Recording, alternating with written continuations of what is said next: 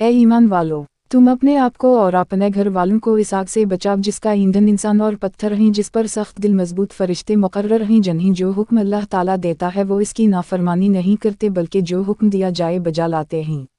القرآن۔ اسلام جیسے متوازن نظام اور دین نے اگر والدین کے حقوق مقرر کیے ہیں تو اولاد کے بھی کیے ہیں، اولاد کے بھی حقوق ہیں اور وہ کیا حقوق ہیں۔ اس سلسلے میں والدین پر اولاد کی طرف سے کیا فرائض عائد ہوتے ہیں۔ اولاد کے حقوق والدین کے فرائض ہیں کہ والدین نے ان کو پورا کرنا ہے، وہ ان کی ذمہ داری ہے۔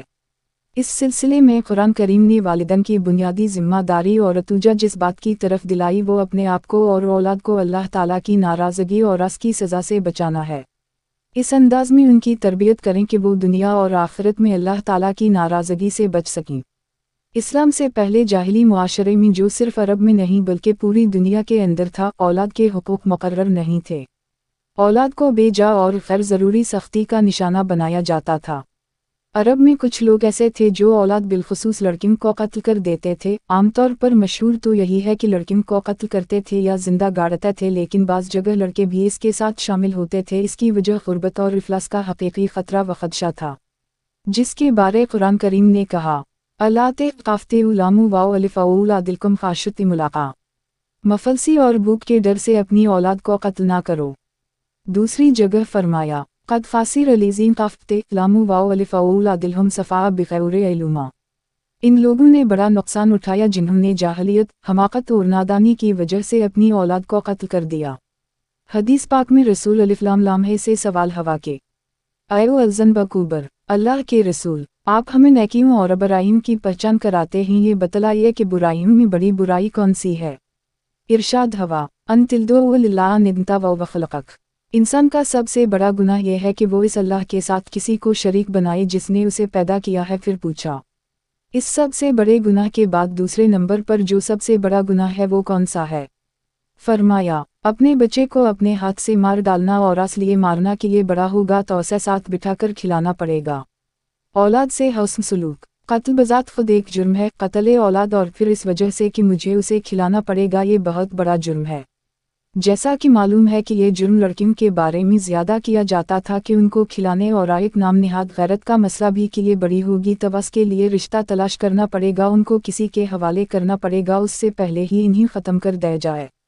ارشاد باری ہے، جاہلیت کے دور کا انسان لڑکی کی پیدائش کی خبر سنتے ہی دوسروں سے منہ چھپانے لگتا تھا کہ یہ لڑکی کا باپ ہے، کیا یہ کسی خاتون کا بیٹا نہیں تھا، کیا اس کی منہ کسی کے گھر پیدا نہیں ہوئی تھی؟ اگر نہ ہوتی تو یہ دنیا میں کہاں سے آتا؟ لیکن انسان جب انسانیت کو بھولتا ہے تو عقل کو بھی فراموش کر دیتا ہے، کوئی چیز اس کی سمجھ میں نہیں آتی۔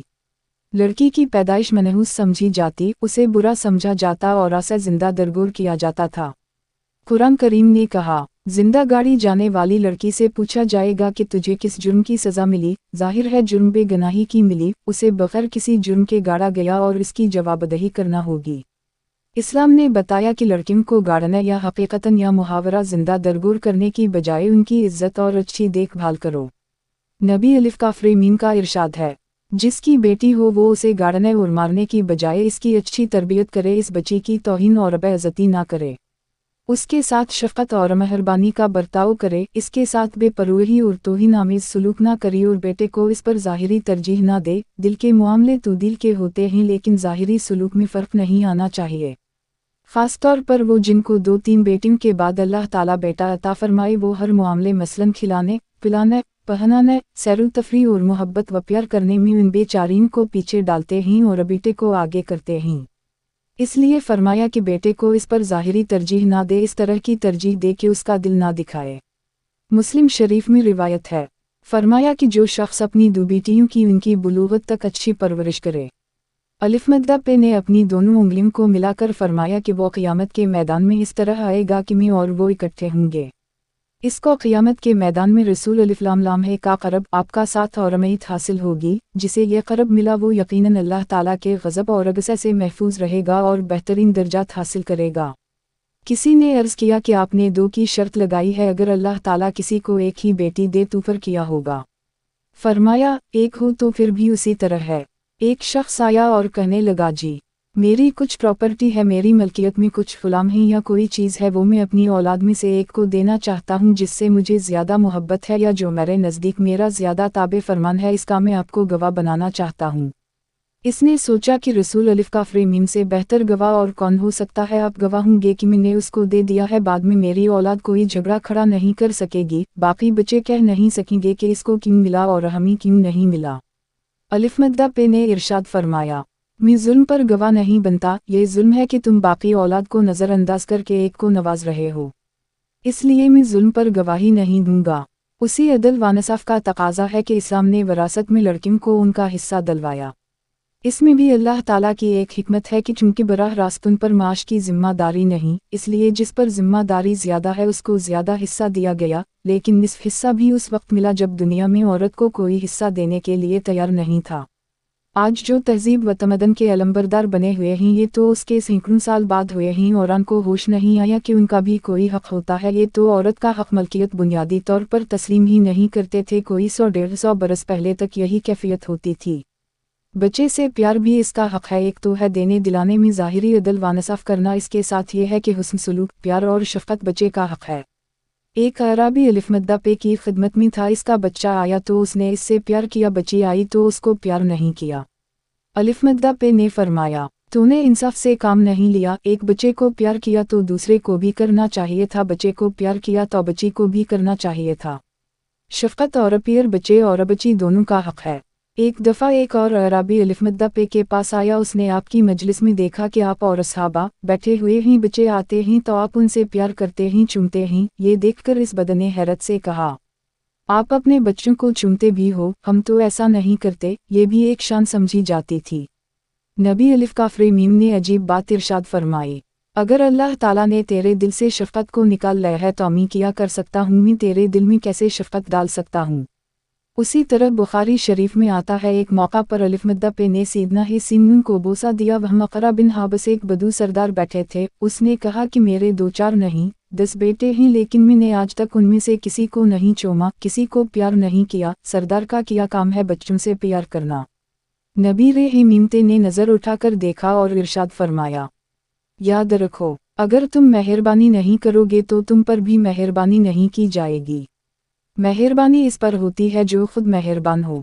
सैयदा ऐन अलिफ या हमजा शिन्हे ने बयान किया कि एक औरत सवाल करती हुई मेरे पास आई, फरमाती हैं कि उस वक्त मेरे पास एक खजूर के सिवा कुछ नहीं था, मैंने वही उठाकर उसे दे दी। 2 बेटियां इसके साथ थीं, पता नहीं वो कब की भूखी थीं, मेरे पास एक खजूर थी, वो किस किस को देती। इस औरत ने उसे 2 हिस्सों में तकसीम किया, खुद कुछ नहीं लिया बल्कि दोनों बेटियों को आधा आधा हिस्सा दे दिया। सैयदा ऐन अलिफ या हमजा शिन्हे ने ये वाक़या रसूल अलिफ काफ रे मीम की खिदमत में पेश किया, बताया कि आपकी गैर हाज़िरी में इस तरह हुआ। अलिफ मद्दा पे ने फरमाया कि जो इस तरह के शफ़ीक़ वालिदैन हों, उनकी औलाद किया होती है कि यही बेटियां इसमों के लिए आग से पर्दा और अजाब बिन जाएंगी। इस शफ़क़त, मेहरबानी और अदाए हुकूक़ की वजह से इसको आग से बचाएंगी। हाफिज़ इब्न क़य्यिम ने कहा कि बच्चों की ख़राबी और आवारगी की बड़ी वजह ये होती है कि उनके वालिदैन उनके बारे में ज़िम्मेदारी अदा नहीं करते। ठीक है कि बच्चे दूसरे तरीक़े से भी बिगड़ जाते हैं, लेकिन बुनियादी और बड़ी वजह ये होती है कि बचपन में इनके बारे में ज़िम्मेदारी अदा नहीं की जाती।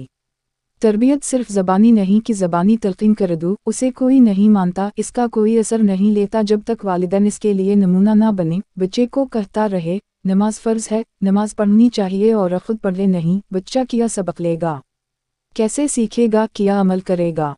बच्चे को कहे कि अपने इखलाक किरदार दुरुस्त करो, खुद उसे टेलीविज़न सिनेमा और गाने बजाने से फुर्सत ना हो, बच्चा क्या असर लेगा। जबकि इरशाद बारी है, काफू वाओ अलिफ अनफुसकुम आउलियुकुम निलरा, अपने आप को भी बचाना है और औलाद को भी बचाना है। दीनी तरबियत का एक बहुत बड़ा हिस्सा यह है कि औलाद को नमाजी बनाओ, अच्छा किरदार, अच्छा इखलाक और रास की बुनियाद बचपन में रखो, जो इसको नमाज की आदत डाल दे। इरशाद हवा कि बच्चों को नमाज पढ़ने का हुक्म दो, जब वो 7 साल के हो जाएं तब उन्हें हकमा पढ़ाओ, और अगर 10 बरस के होकर भी ना पढ़नी तो फिर सख्ती करो, सख्ती से पढ़ाओ। बल्कि एक रिवायत में तो आया है, जब दूध के दंत गिर जाएं तो उनको नमाज पढ़ने का हुक्म दो। औलाद पैदा होते ही वालिदैन की जिम्मेदारी शुरू हो जाती है, अजान दलवाना, घटी देना और अक़ीक़ा वगैरह। फिर जब बच्चा बोलने लगे तो उसे कलिमा सिखाओ। गाने, गीत, गालियों और अबरी ज़बान नहीं बल्कि कलिमा इस्लाम से अबतदा करो, उसे कुरान करीम की तालीम दिलाओ, फिर अपनी तौफीक के मुताबिक इसकी ज़रूरियत पर खर्च करो और फिर इसको आम दुनियावी तरबियत दो, जिससे वो एक अच्छा इंसान बने और मुआशरे में एक कारआमद रुकन भी बने। ये भी इस्लाम की तरबियत है। जब बच्चा पैदा हो तो जो नाम तुम्हें अच्छा लगता हो, इसका अच्छा नाम रखो और आसा अदब सिखाओ। अदब में सारी चीज़ें आ जाती हैं। अदब यानी ज़िंदगी बसर करने की तरबियत और ज़िंदगी का करीना सिखाओ, इसमें दुनियावी तालीम भी शामिल है। तिरमिज़ी शरीफ की रिवायत है, फरमाया, वालिद अपने बच्चे को जो बेहतरीन अतिया दे सकता है वो अच्छा अदब और अच्छी तरबियत है। सीदना इन मीमरे फरमाते हैं कि अपने बच्चों को दूसरी चीज़ों के साथ तैराकी भी सिखाओ और तीरंदाजी भी सिखाओ, ये उस ज़माने की ज़रूरियात थी। उनको शहसवारी सिखाओ, हत्ता कि फरमाते हैं उनको अच्छी शायरी, ज़रब-ए-मिसाल, अपनी अरबी ज़बान के मुहावरे भी सिखाओ। ये दुनियावी तालीम नहीं तो और की है, खुद सिखाओ या इसके लिए स्कूल, ट्यूटर, तालीक़ और उस्ताद का एहतिमाम करो। एक तरफ आपने वालिदैन से कहा और दूसरी तरफ बच्चों से कहा। एक रिवायत है, रसूल अलैहि फरमाते हैं, मैं तुम्हें नौजवानों, छोटों और अनउम्र लड़कों के बारे में हुस्न सलूक की ताकीद करता हूँ। उनसे अच्छा सलूक करो, उनकी इज़्ज़त और एहतराम करो। अगर उनकी नफ्सियत के मुताबिक तरीक़े और सलीक़े से बात हो तो उनके दिल नरम होते हैं, संवारा जा सकते हैं, वो हिदायत और अच्छी बात को जल्द कबूल करते हैं। कैटेगरीज इस्लामिक गुज़रने के साथ दिल सख्त हो जाता है, फिर आदमी सारी उम्र की पुख्ता आदतें और अक़ाइद बदलने के लिए तैयार नहीं होता।